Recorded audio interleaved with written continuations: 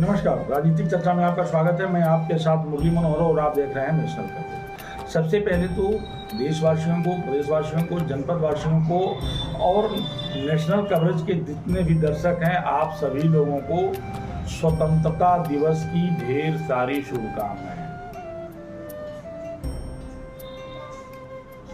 स्वतंत्रता दिलाने में ज्ञात और अज्ञात उन सभी शहीद आत्माओं को भी श्रद्धा सुमन समर्पित करता हूं, जिनके अनेक अथक प्रयासों और विचारों ने हमें शासन में भागीदारी का अवसर प्राप्त कराया है।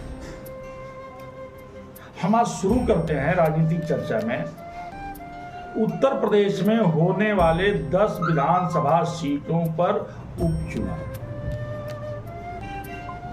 अधिकतर सीटें जो हैं 2024 में हुए लोकसभा चुनाव में विधायक चुनाव लड़े, चुनाव जीते और वो सीट रिक्त हो गई।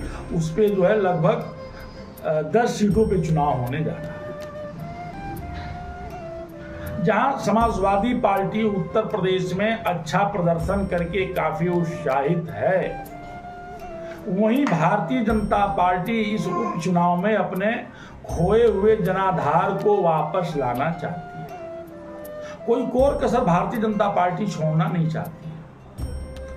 बीजेपी यह चाहती है कि हम 10 की 10 सीटें चुनाव जीतें और जो 2024 के लोकसभा में मेरा जनाधार घटा है उसको वापस लाने का प्रयास करें। वहीं समाजवादी पार्टी ने जो उत्साह दिखाया है और जो सफलता समाजवादी पार्टी को मिली है, उसको इस लोकसभा के चुनाव में समाजवादी पार्टी बरकरार रखना चाहती है। लेकिन सवाल ये पैदा होता है कि उत्तर प्रदेश की जो एक तीसरी पार्टी है, बहुजन समाज पार्टी, उसका लोकसभा के चुनाव में कोई भी अच्छा प्रदर्शन नहीं रहा।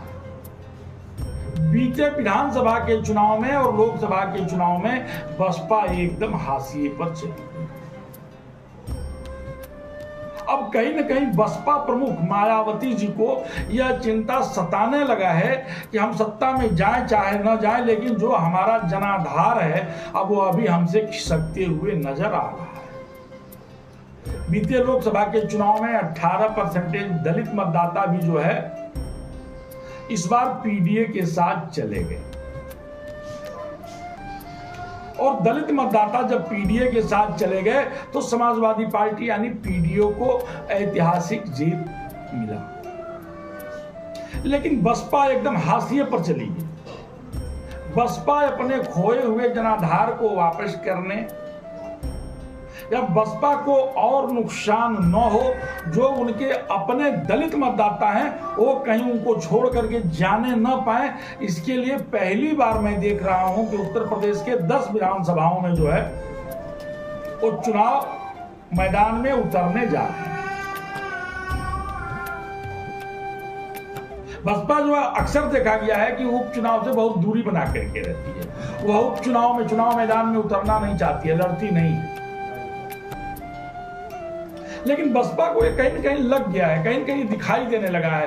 बहन मायावती को कहीं न कहीं दिखाई देने लगा है कि अगर अब हम चुनाव नहीं लड़ेंगे, मजबूती नहीं लड़ेंगे और रणनीति के साथ नहीं लड़ेंगे, तो जो हमारे मूल मतदाता हैं अब वो हमसे खिसक जाएंगे। और अगर उनके मूल मतदाता उनको खिसक जाते हैं तो बसपा की वही दशा होगी जो मान्यवर कांशीराम ने शुरुआती दौर में बसपा को शुरू किया था। आज बसपा वहीं जाकर के खड़ी हो गई है जहां से मान्यवर कांशीराम ने बसपा को शुरू किया।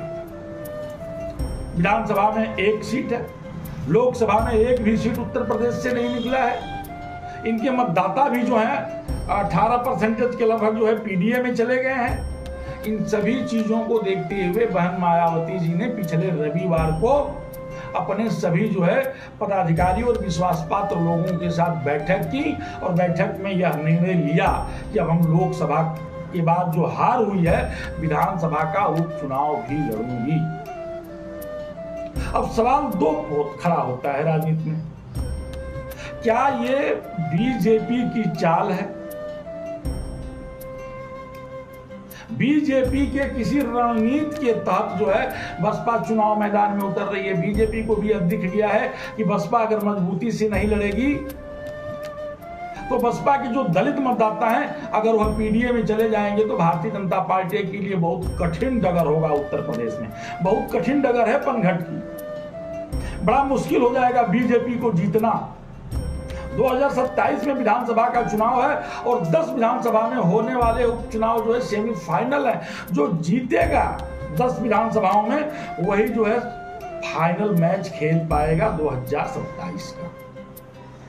तो यह भी माना जा रहा है, कुछ राजनीतिज्ञों का मानना है, कुछ राजनीतिक पंडितों का मानना है कि अब बसपा अगर चुनाव मैदान में उतर रही है तो निश्चित तौर पे जो है भारतीय जनता पार्टी की यह एक बहुत बड़ी रणनीति है और एक बड़ी रणनीति के तहत बसपा जो है उपचुनाव मैदान में उतर रही है और बसपा को भी फायदा है।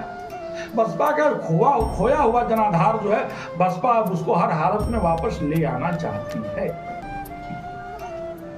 लेकिन अब देखना यह है कि उपचुनाव में बसपा चुनाव मैदान में उतरती है तो सबसे बड़ा लाभ किसको मिलने जा रहा है? पीडीए को मिलने जा रहा है या भारतीय जनता पार्टी को मिलने जा रहा है, या बसपा स्वतः जो है खुद को सुरक्षित कर लेगी विधानसभा के चुनाव? लेकिन यह तो तय हो गया है कि बसपा के चुनाव मैदान में आने के बाद अगर किसी को फायदा होगा तो भारतीय जनता पार्टी को फायदा होगा, अगर फायदा होगा तो बसपा को फायदा होगा।